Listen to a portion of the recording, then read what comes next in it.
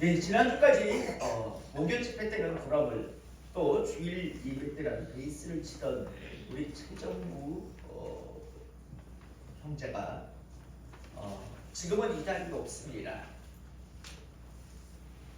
여러분, 지금 이 자리가 없다고 사라진 걸까요?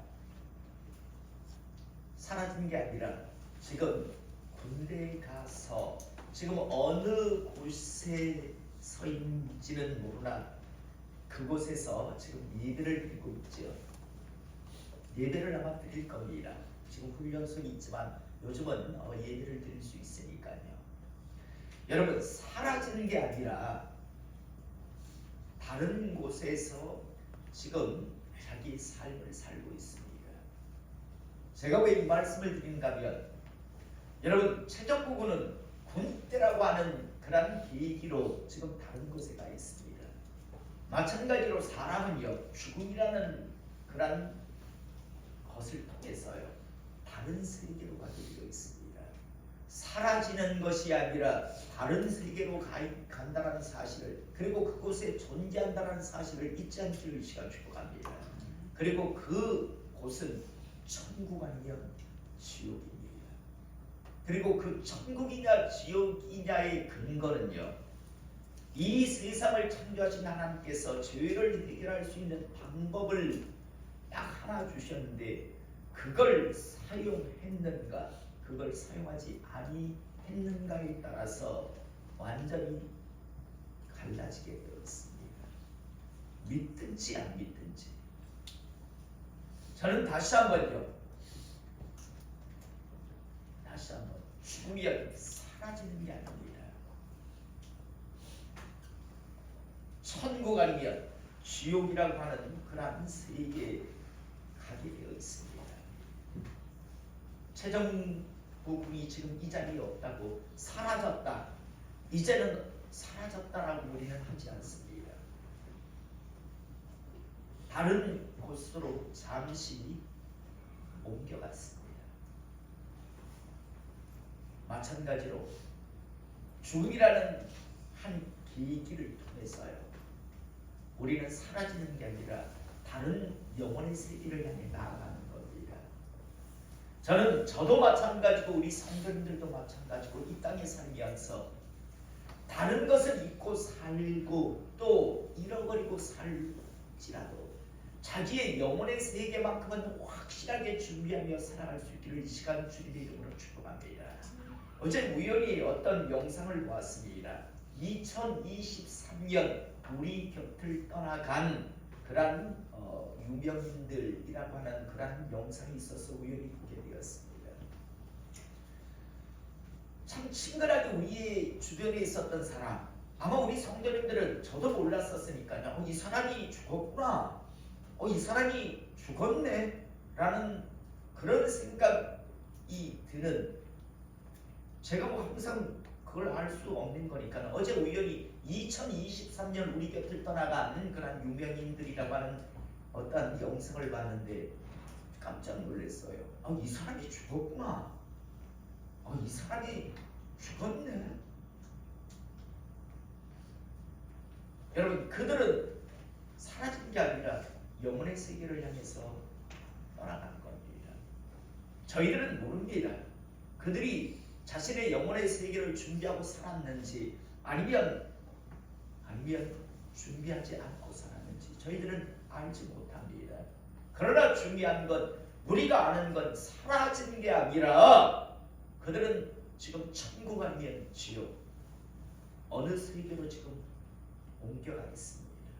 그곳은 영혼의 세계고 그곳에는 가면 다시는 바뀌지 않는 세계입니다.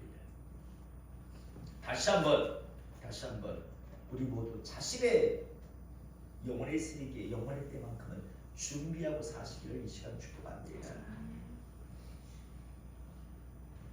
꼭 준비하시고요. 사셔서 주님이 이 땅에 오셨을 때 무서운 표현을 하셨지요. 마지막 때 준비 아니한 자는 이를 갈며 후리하리라. 이를 갈며 후리하리라. 저도 마찬가지고 우리 성도님들도 마찬가지고 영혼의 때 이를 갈며 후회하는 그런 영혼의 세계를 맞이하는 사람 되지 않기를 다시 한번 주님의 이름으로 축복합니다. 우리는 가끔 이런 사람의 이야기를 듣습니다. 어떤 사람인가 하면요, 밖에서는요, 이야, 저 사람은 정말 참 좋은 사람이다, 정말 착한 사람, 선한 사람이다, 소위 말하는 저 사람은 법이 없어도 정말 살 사람이다 라는 그런 이야기를 듣는 사람이요, 가정으로 돌아가서는 누구보다도 사랑하고 아끼고 위해 주어야 하는 자신의 가족들에게요, 온갖 폭력과 상처를 주는 말을 하며 폭군의 삶을 살아가는 사람의 이야기입니다. 밖에서는 그렇게 좋은 사람, 그렇게 착한 사람일 수가 없어요. 그런데 집에 가면 배우자 입장에서는, 자식 입장에서는 좀 죽었으면 좋겠다 라는 생각이 들 정도로요, 정말 완전히 이중적인 그런 삶을 살아가는 사람들이 있습니다. 우리가 잘 아는 철학자 니체라고 하는 사람이 있습니다. 너무나 잘 아는 사람이죠. 이 사람이 했던 유명한 말은 신은 죽었다라는 그런 말입니다. 그런데 여러분, 많은 사람들이 왜 니체가 신은 죽었다라고 그렇게 말했는지, 그리고 그는 방황하는 인생을 살다가 결국 나중에는 사창가를 헤매고 다니다 나중에 매독에 걸려서 비참한 죽음을 맞이한 철학자입니다. 그런데 여러분, 니체는 왜 신은 죽었다라고 이야기했을까요? 니체가 말했던 신은요, 하나님이었습니다. 하나님은 죽었다, 하나님은 없다라고 니체는 그렇게 말했는데, 그 이유는 무엇인가 하면 니체의 아버지는 목사였습니다.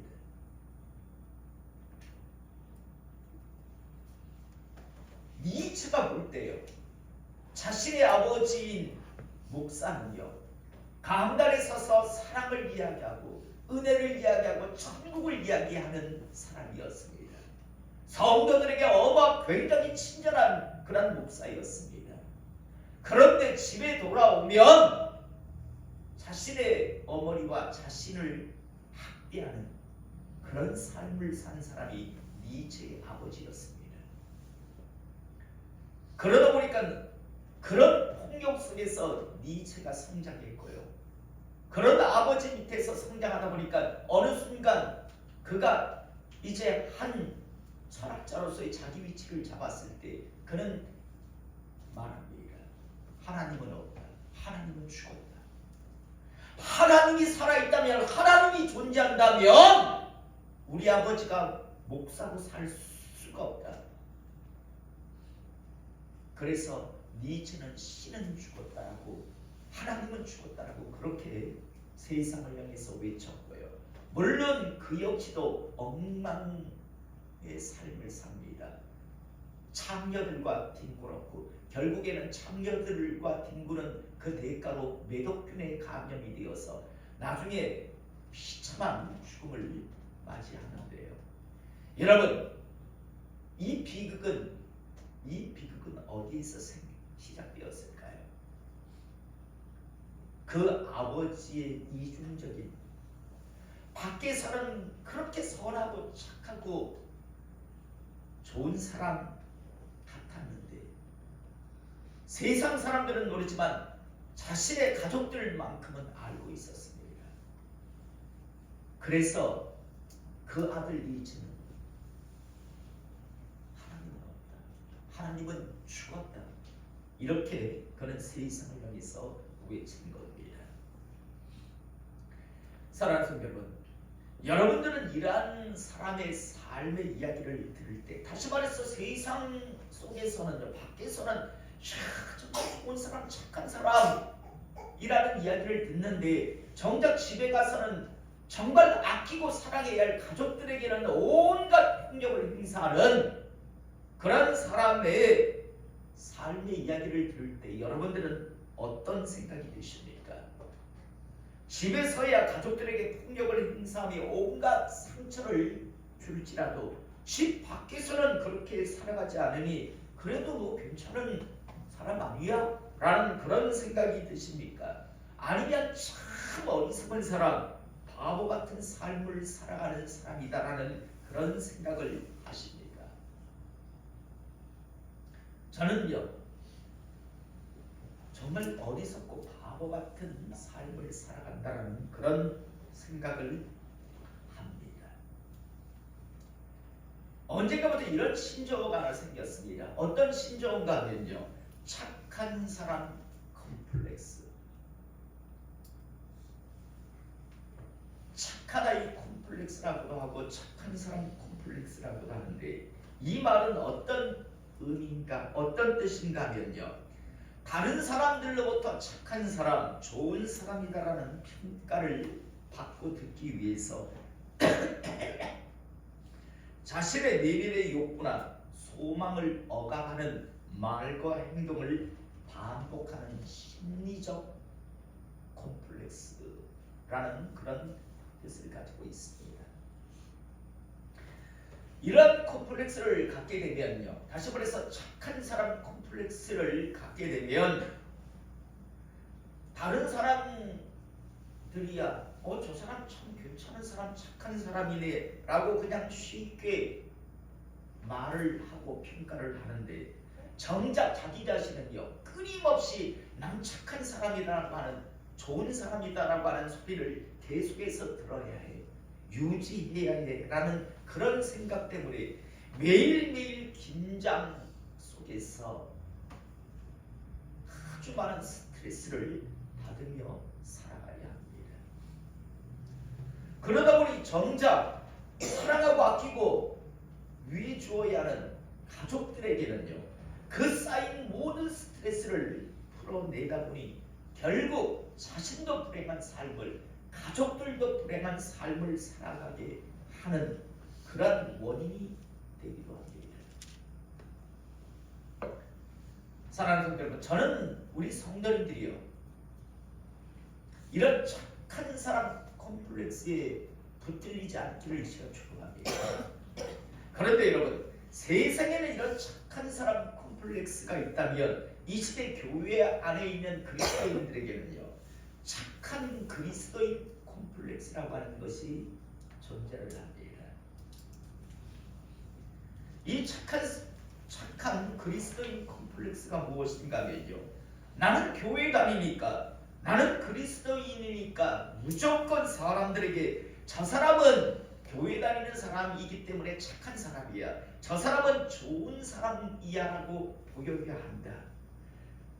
나는 그리스도인이니까 사람들로부터 좋은 평가, 좋은 평판을 들어야 한다라는 그런 생각을 말하는데요, 이 착한 사람, 착한 그리스도인 콤플렉스 때문에요, 많은 사람들이 너무 많은 스트레스를 받고 살다가 심지어 오히려 스스로 지쳐버려서 아이고 나는 이제 그리스도인 안 할란다라고 하는 그런 사람들도 가끔씩 나오는 것을 우리가 보게 됩니다. 저는 오늘 시간 이 말씀을 잘 이해할 수 있기를 원합니다. 여러분, 지금 아시안 축구 게임이 한창인 걸 아실 겁니다. 손흥민이라고 하는 선수는 우리나라 사람이라면 다 아실 텐데, 손흥민이라고 하는 선수의 아버지가 누군가면 손정웅이라고 하는 사람인데요, 이 사람이 얼마 전에 이런 말을 했어요. 대한민국은 절대 아시안 게임에서 우승하면 안 된다. 많은 사람들이요 난리가 났었습니다. 네가 한번 손흥민이 아버지지만 손흥민이 아버지 손정웅이라고 하는 사람은 역시 축구 선수 출신입니다. 그렇게 두각을 나타내지 아니한 선수였지만요, 어쨌든 축구 선수 출신입니다. 그래서 자기가 이루지 못한 꿈을 이제 아들에게 이루기 위해서 아주 어마어마한 훈련을 시켰던 것으로 유명한데요, 그 사람이 이번에요 우리나라는 절대 우승하면 안 된다라고 그렇게 이야기를 했습니다. 그러자 막 인터넷에서 난리가 났습니다. 네가 만 손흥민이 아버지지만 네가 무슨 우승을 하면 안 된다라는 식으로 떠들어져 있겠냐라고 했는데요. 이번에 우리가 잘 알다시피 말레이시아한테도 3대3으로 비겼습니다. 100위 이하의 팀인데도요. 순위에. 그러자 이제 다시 한번 그 말이 이제 주목을 받게 합니다.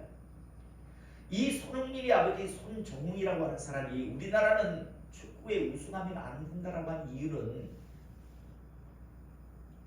어떤 뜻인가 하면 우리나라는 지금 축구에 대해서 투자가 없다. 일본에 비해서 어마어마하게 많이 지금 수준이 떨어져 있다.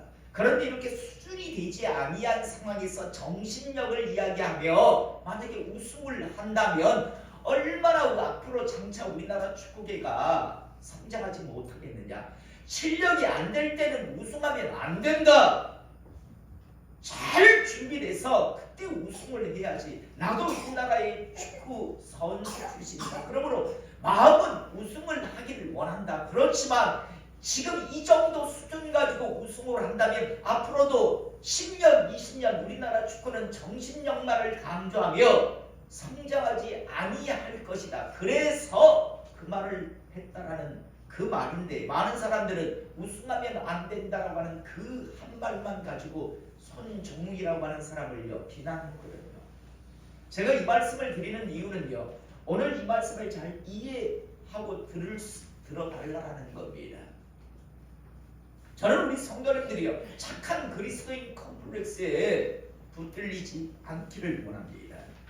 그래서 그리스도인으로서 어마어마한 그런 억압과 스트레스를 받고 살다가 나중에 스스로 지쳐버리는 그런 사람이 없기를 원하는데요.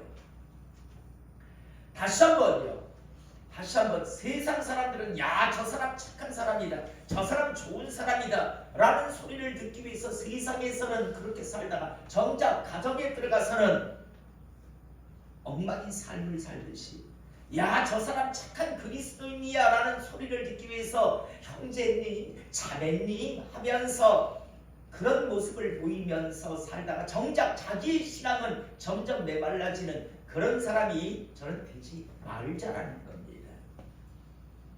여러분, 우리 성도님들을 잘 아실 겁니다. 약 한 7년 전에 우리 교회가 부산에서 일로 이사 왔을 때 여러분 무슨 간판 하나만 달아도 달려오는 사람이 있었습니다. 교회 종탑에 불을 켜면 종탑에 불 킨다고 달려오고 교회 앞에 간판을 다니까 간판 달았다라고 달려오고요. 그러면서 심지어 저녁 8시 이후에는 불 끄라고까지 이야기를 했습니다. 요구했습니다. 처음에는요. 정중하게 우리 간판은 어느 정도 시간까지 켜야 되지 않겠습니까? 라고 정중하게 이야기를 했는데요. 안 한 분이었어요. 나중에는 저희들이 교회 쓰레기를 앞에 정해진 곳에 두어야 하는데 달려오더니 막 그 쓰레기를 발로 차고 막 그랬었습니다. 그래서 거기까지였어요. 교회이기 때문에 정중하게 처음에는 이야기했습니다. 그 다음에는 안 참았습니다.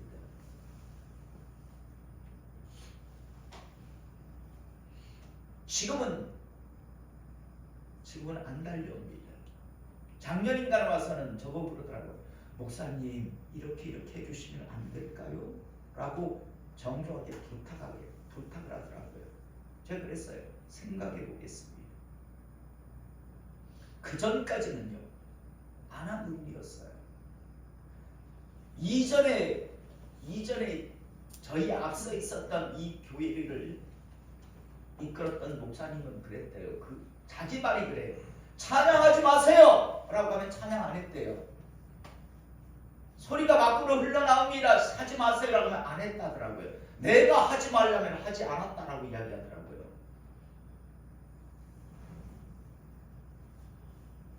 제가 그랬어요. 내가 당신 보고 언제 우리 교회 오라더라. 내가 당신 보고 예수 믿으라더라. 네가 왜? 당신은 우리 교회 절대 온데도나 안 받을 거야. 왜 당신이 난리인데? 내가 불 켰는데 불법이야? 양산시에서 물금읍에서 읍사무소장까지 다 왔었습니다. 앞으로 전화할 때마다 그 사람이 항의 전화할 때마다 내가 30분씩 시간 늘릴 겁니다. 그리고 정말 그랬어요. 정말 그랬어요. 시청에서 전화가 와요. 목사님 또 항의 전화가 왔습니다. 그래요, 알겠습니다 하고 12시였으면 12시 30분 불을 늘렸어요. 그래가지고 지금 하루 종일 다 킵니다. 또 읍사무소에서 전화가 와요. 목사님 항의가 또 왔네요. 예, 알겠습니다 라고 끊고 12시 반에서 1시. 여러분, 제가 만약요 내가 목사고 내가 그리스도인인데 저 사람한테 착한 사람, 저 사람은요 우리 교회를 지가 하나님도 못한다고 알려들었을 거예요. 예전에 부산에서 전도할 때 그런 일이 있었다니까요. 우리 성도님들이 전 성도들이 가서 전도지를 아파트에 붙이고 다녔는데요. 어느 날 갑자기 전화가 왔어요. 목사님이십니까? 예, 목사 맞습니다 라고 하니까 내가 어느 아파트에 사는데 전도지를 붙이고 간대요. 전도지 붙이지 마세요 라고 하더라고요. 예, 알겠습니다. 어느 아파트는 알았으니까 몇 동 몇 호십니까? 그러면 우리 성도님들에게 전달하겠습니다. 몇 동 몇 호는 원하지 않는다라니까 전도지를 붙이지 말라라고 그렇게 정중하게 말하겠습니다 라고 했더니요. 뭐라고 하냐면 그게 아니고요. 우리 아파트에 전도지 붙이지 마세요 라고 하더라고요. 우리 아파트 전체의 아파트 전도지 붙이지 마세요. 그게 아니고 당신 집이 몇 동 몇 호입니까? 라고 이야기했더니 그건 알 필요 없고 우리 아파트에 전도지 붙이지 말라더라고요. 그래서 제가 그랬어요. 그건 못하겠습니다. 당신이 무슨 권리로 다른 사람 천국 간다. 당신이 지옥 간다라고 하는 거는 지옥을 선택한다는 건 당신 선택이니까 내가 인정합니다. 그래서 당신 집에는 전도지 안 붙이지만 당신이 뭔데 다른 사람의 천국 가는 그런 기회를 박탈합니까? 그건 못하겠습니다. 당신 동부수를 말하세요. 그러면 안 붙여드리겠습니다. 그러나 당신 아파트 전체를 붙이지 말라라고 하는 권한은 없지 않습니까? 그렇게 못하겠습니다. 부처님 고발하겠다. 아니 그건 하세요. 하시고 싶으면 하세요. 주를 전하다가 벌금이 나온다면 그건 우리 교회는 얼마든지 감당합니다. 그리고 교회라고 하는 건 복음을 전하라고 하는 것이지 소위 당신 같은 일개 당신의 그 전화 한 통에 전도를 멈출 그런 교회가 있을 것 같습니까? 몇 동 몇 도십니까? 라고 다시 한번 반문하니까 끝까지 가르쳐주지 않더라고요. 아마 그 사람은 그랬을 거예요. 저 교회 목사 저거 나쁜 놈이라고요. 아니 붙이지 말라면 안 붙인다고 해야지. 뭐 몇 동 몇 호 당신은 지옥을 선택한다니까 당신에게는 안 붙이겠지만 다른 집에게 뭐 천국 갈 기회를 뺏지 말라는 아마 그런다고 그랬을 거예요. 전 그런데요. 하나님 보시기에 내 양심의 가책에 전혀 꺼림이 없습니다. 목사로서 당연히 그리스도인으로서 당연히 해야 할 일을 했다라고 생각합니다. 사람들로부터는요. 뭐 목사가 저 따위야 뭐 저렇게 말을 해 라고 그런 이야기를 들을지 모르지만 저는 목사로서 그걸 해야 하는 일이었다라고 생각하기 때문에 저는 어떤 하나님 보시기에 양심에 꺼리낌이 없습니다. 사랑하는 성도, 저는 다시 한번요. 하나님의 사람으로 당당하게 저는 우리 교회가 우리 성도님들이 살아가기를 원합니다. 그냥 착한 그리스도인 컴플렉스에 붙들려서 잘못된 것을 보면서 틀린 것을 보면서 은혜스럽게 넘어가고요. 그냥 형제님 자매님이라며 그냥 미소를 짓고 있는 그런 삶을 그러면서 어마어마한 스트레스를 받으며 내 신앙이 메말라가는 그런 사람 되지 않기를 원합니다. 여러분 우리는 성경을 읽어보시길 바랍니다. 얼마나 많은 위대한 하나님의 사람들이 나옵니까? 그런데 여러분, 이 위대했던 하나님의 사람, 우리가 볼 때는 정말 멋진 하나님의 사람인데 정말 그 하나님의 사람들이요, 정말 그 당시 사람들에게 다 칭찬을 받고 살았을까요? 사람들로부터 찬사를 받는 삶을 살았을까요? 우리가 잘 아는 엘리야 선지자 같은 경우에도요, 여러분, 우리가 볼 때는 얼마나 멋진 위대한 하나님의 사람입니까? 갈멜산에서의 승리, 그 외에도 많은 이적을 일으켰지만요, 그러나 당시 북이스라엘 사람들이 볼 때 이 엘리야 선지자는 때려 죽일 사람이었습니다. 자신들에게 고통을 가한 장본인이라고 생각했던 사람입니다. 우리가 잘 알다시피 아왕이라고 하는 왕이요, 당시 왕이 엘리야를 볼 때 가장 먼저 하는 말이 뭡니까? 우리를 괴롭히는 게 너냐? 라는 말 아닙니까? 이 말 속에 엘리야는 당시 사람들로부터 원망을, 여러분, 정작 그 고통의 원인은 자신들에게서부터 시작됐는데 하나님을 제대로 섬기지 않고 금송아지를 섬기는 것 때문에 그 어마어마한 가뭄이 그들에게 발생을 했는데, 그런데 사람들은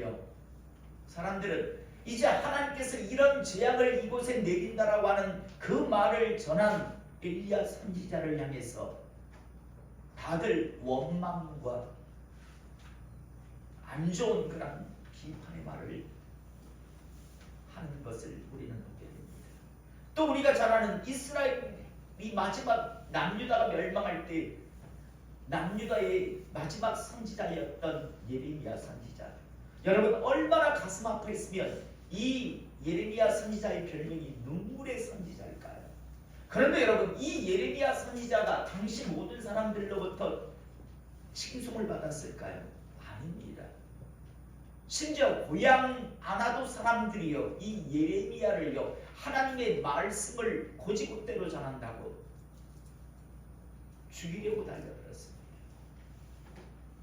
칭찬받은 게 아닙니다. 고향 사람들부터 환대받지 않고 오히려 예레미야를 죽이겠다고 달려든 사람이 그의 고향 사람들이었습니다. 예수님 역시도 마찬가지죠. 여러분, 예수님이 이 땅에 오셔서 어떤 악한 행동, 피해주는 행동을 단 하나라도 했을까요? 안 했을까요? 아무것도, 단 하나도 한 적이 없어요. 그러면 여러분, 예수님은 그 당시 유대인들로부터 칭송받고 영광받았을까요? 그랬다면 십자가 위에 달려 돌아가시지 않았겠지요. 당시 나름대로 힘을 가지고 있었던 자들 입장에서는 예수님은요, 반드시 제거해야 하는 그런 안 좋은 사람이었습니다. 이단의 괴수였습니다. 여러분, 모든 하나님의 사람들이 사람들로부터, 세상들로부터 찬사를 받고 좋은 말을 들은 것이 아니다라는 사실입니다. 그런데 이 시대에 너무 많은 사람들이 착한 그리스도인 컴플렉스, 그래서 좋은 말만 들어야 한다라고 하는, 좋은 평판을 받아야 한다라는 그런 생각 때문에 정작 하나님의 사람으로서의 해야 할 일조차도 오히려 하지 못하거나, 아니면 어마어마한 강박관념과 스트레스를 받다가 신앙이 메말라 버리는 그런 경우들도 있다는 겁니다. 저는 오늘 이 시간 우리 성도님들을 당당하게 하나님의 사랑으로 하나님 모시기에 나가 자신의 양심에 꺼리낌이 되지 않다면 당당하게 하나님의 사랑으로 자유하며 달려갈 수 있기를 시간 축복합니다. 괜히 쓸데없이 착한 그리스도인 컴플렉스에 붙들려서요, 나는 착한 사람이라고 불려야 돼, 나는 좋은 사람이라고. 여러분, 분명히 말하지만 여러분, 세상 속에서 죄 짓고 살라라는 게 아닙니다. 악하게 살라라고 하는 게 아닙니다. 그러나 그 착한 사람, 좋은 사람이라고 하는 그 말 듣기 위해서 오히려 메말라가는 그런 신앙생활을 하지 말라는 겁니다. 가끔씩요, 국어를 하는 사람들이 옵니다. 노숙자들이요. 더 놀라워요. 어떤 사람은 협박도 하고요, 어떤 사람은 아주 당당해요. 교회잖아, 목사잖아, 줘. 여기 교회잖아, 목사잖아, 줘야 되잖아. 심지어 예전에 1,000원을 주니까 뭐라면 저 거지로 보입니까? 제가 그랬어요. 당신 거지잖아. 당신 거지잖아. 그래서 제가 다시 1,000원을 다시 받았어요. 우리 애들 지금 이거 주면 어마어마하게 좋아한다. 필요 없으면 가. 어떤 사람은 이번에 교도소에서 나왔는데 뭐 어쩌고저쩌고 말하자면 겁을 줘요.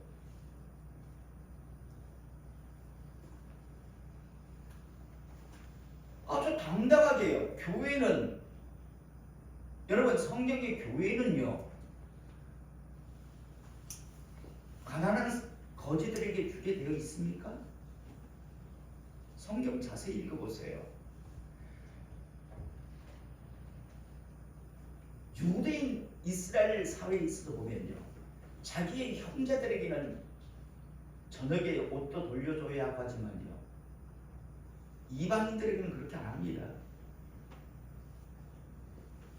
나는 우리 교회 성도들, 우리 그리스도인들 안에는 참 뭐든지 할 수 있다라고 생각해요. 그런데 왜 지들이 권리 있는 듯이요? 아주 당연하게 1,000원을 주면 거지를 보입니까? 당신 거지잖아. 지들이 거지지 뭐예요?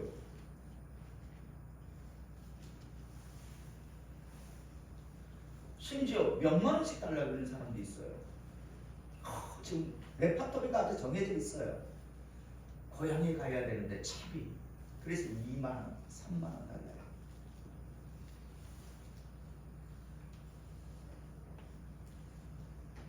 지난달인가를 마당에서 뭘 하고 있는데요, 등치가 이래요. 머리는 미는 사람. 제가 지금 교도소에서 막 나왔는데, 부치세 교도소에 나왔는데 목사님 하면서 그러더라고요.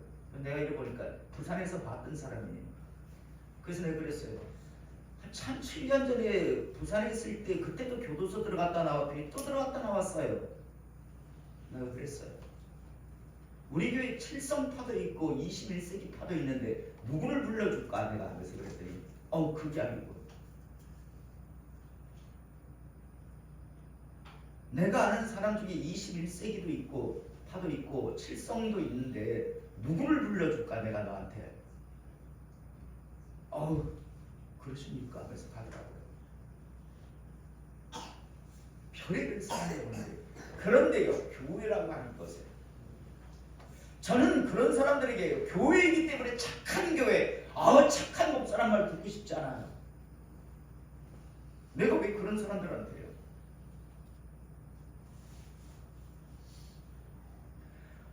오늘 우리가 이거 본문 말씀도 마찬가지입니다.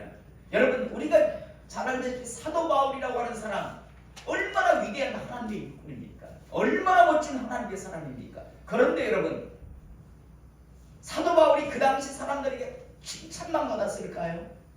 여러분, 유대교인들 입장에서는 사도 바울은요, 배신자입니다. 배반자입니다. 암적인 존재였습니다. 오죽했으면 바울 저거 죽이기 전까지는 먹지도 마시지 않겠다라고 하는 사람이 40명이나 되었을까요? 40명이 맹세를 했습니다. 우리 저거 바울 저거 죽이기 전까지는 우리는 아무것도 안 먹겠다라고 그렇게 맹세하는 바울 암살 특공대가 40명이 조직이 될 정도였습니다. 그 정도로 당시 유대인들 입장에서는요, 미운 사람이 바울이었습니다. 그런데 여러분, 이건 유대교인들만의 이야기였을까요? 여러분, 그러면 그리스도인들은 다 사도 바울을 좋아했을까요? 우리는 고린도전서 후서를 보면요, 그리고 다른 성경 복음서를 보면 사도 바울을 싫어했던 사람이 참 많습니다. 비방하고 비난했던 사람들이 어마어마하게 많았습니다. 유대교 출신의 그리스도인 바울이 볼 때는요, 거짓 교사들, 제대로 알지도 못하면서 하나님의 일을 한다라면서 엉뚱하게 율법도 지키고 예수도 믿어야 한다. 바울 입장에서는 갈라디아에서 뭐라고 표현합니까? 저주를 받을지어다. 저주를 받을지어다. 복음 외에 다른 것을 전하는 자들은 저주를 받을지어다라고 그렇게 표현했던 자가 바로 그런 자들인데, 여러분, 많은 사람들이 바울이 감옥에 가면요 좋아하던 사람이 있었습니다. 그리스도인들 중에서, 교인들 중에서. 요즘으로 말하면 바울 목사가 교도소에 들어가니까 그걸 좋아하는 목사들이 있었다는 그런 말입니다.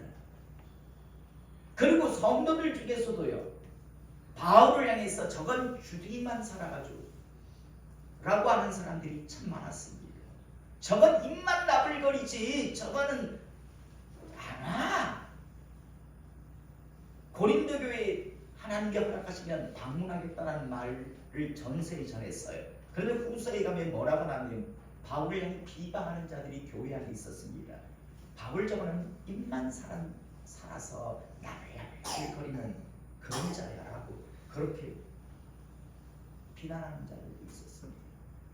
한마디로 말해서 우리가 그렇게 멋진 하나님의 사람이라고 생각하는 사도 바울도요, 당시 수없이 많은 사람들로부터 좋지 아니한 평가, 말을 들었다는 말입니다. 오늘 우리가 읽은 본문 말씀 그랬어요. 사람이 마땅히 우리를 그리스도의 일꾼이요 하나님의 비밀을 맡은 자를 여길지어다. 그리고 맡은 자들에게 구할 것은 충성이니라.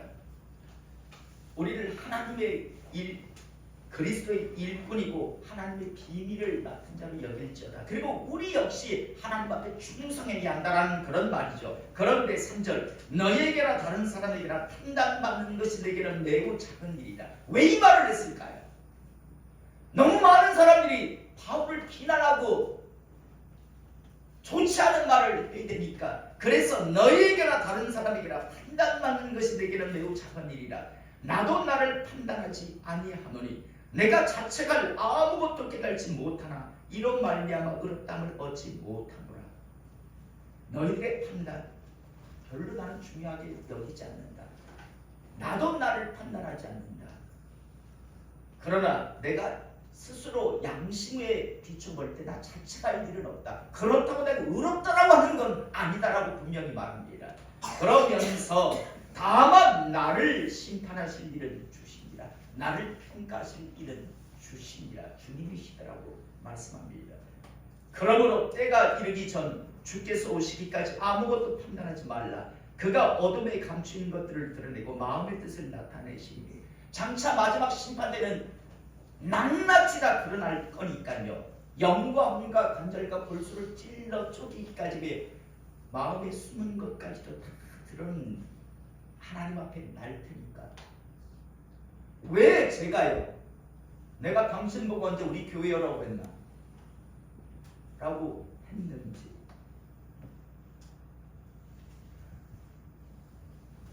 왜